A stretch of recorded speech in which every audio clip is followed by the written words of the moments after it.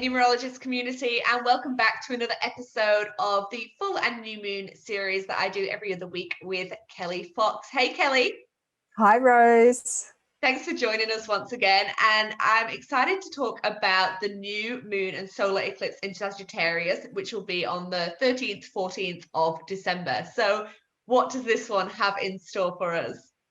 Wow, okay, hold on to your hats, everyone. This is a biggie. This is definitely a biggie because it's in a big week. And astrologers have really been waiting for this week all year. And that's really saying something, you know, given the year that we have had so far. But there's more to come.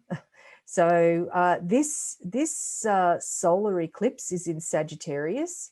And what it means is it's a supercharged new moon, and it's all about new beginnings. And, you know, geez, do we need new beginnings or what?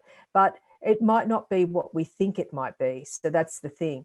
And with the new moon in Sagittarius, it's all about seeking and exploring and being the philosopher and the teacher, and some of us the preacher, because the shadow side of the Sagittarius energy is very righteous and dogmatic. So we need to be very careful on a global scale that we develop, or we continue to develop, good relationships with other countries.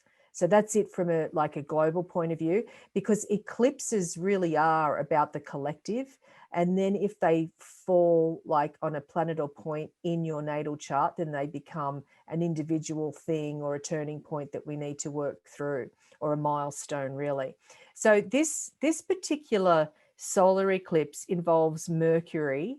And I'm just moving my mouse over here so you can see, here's the sun, moon, Mercury. So this is all about communication. And if you remember to the lunar eclipse in Gemini, that was about communication as well. So the communication continues, but in this way, it's like, because it's a solar eclipse and it's about a new beginning, that it's about new ways to communicate. And that's what we all will be taking with us, new ways to communicate with our foreign neighbors or our foreign friends. And also it's very good. Sagittarius, as I said, is the teacher, but it's also the scholar. It's very much about studying something very deeply and being very well versed in one topic, or being the expert in something. It also rules transportation. That's Gemini and Sagittarius, is about transportation. And we know that throughout 2020 that, you know, because people haven't been traveling, of course, that the airlines really have taken a hit. We can also see that this solar eclipse is forming a very nice trine, which is a 120-degree angle to Mars in Aries. Mars in Aries, now that's been an extra long cycle as well, 6 months, because of the retrograde. So, you know, during the Northern Hemisphere's fall or autumn season, there really has been some impatience and frustration that so many of us have been dealing with. But now it's moving forward again. It's really helping to boost this solar eclipse in Sagittarius. So if you're a fire sign, or you have any planets in the fire signs, this is great news for turning over a new leaf. This is great news for moving in a new direction. It is for all of us, but especially those planets in the fire signs. Now, I'm also seeing here that the solar eclipse here is forming a challenging 90-degree square to Neptune. So what that tells us straight away is that this is not necessarily the time to move forward, even though it seems like all lights are green.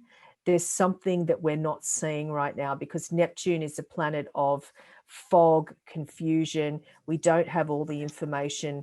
We don't really know all the facts. We're using and trusting our intuition, but it's not backed up with logic or reason. So that's the only thing here, because the energy of Sagittarius can be very, not just righteous, but very sometimes, well, I guess righteous or dogmatic. It's like, my way's the only way. But what it's telling me is, with the square to Neptune, that there might be another way. You know, we think everything's set, all systems go, but really there might be another way of doing something. So it's like, we're nearly there, but we're not quite there yet, is the information that's being given here. So basically, you know, new moon solar eclipse in Sagittarius. It's very much about studying something at a very, very deep level, but not necessarily taking action. The great news is these are mutable signs, and the mutable signs are Gemini, Virgo, Sag, and Pisces. Very adaptable, flexible.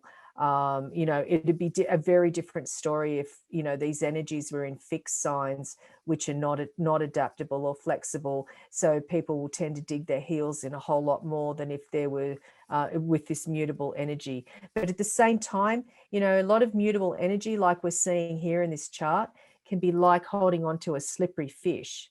It's sort of like you're holding on to something, but you can't quite really hold on to it, and you know it's going to jump out of your hands any moment.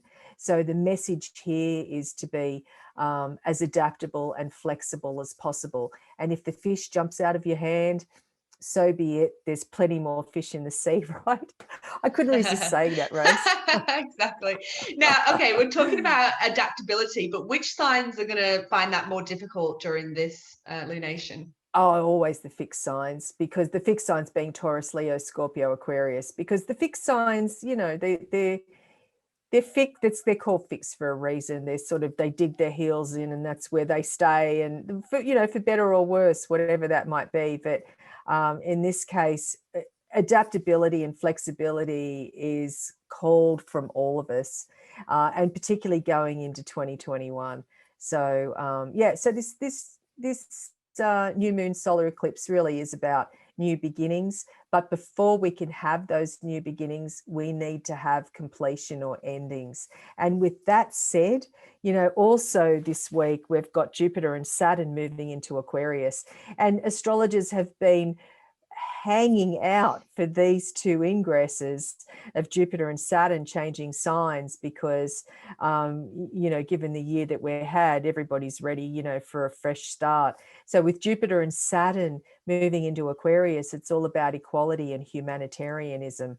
So it's like peer to peer. The playing field will be leveled over the next couple of years, and the solar eclipse here is the kicker, is like the kickstart that gets it sort of set into motion.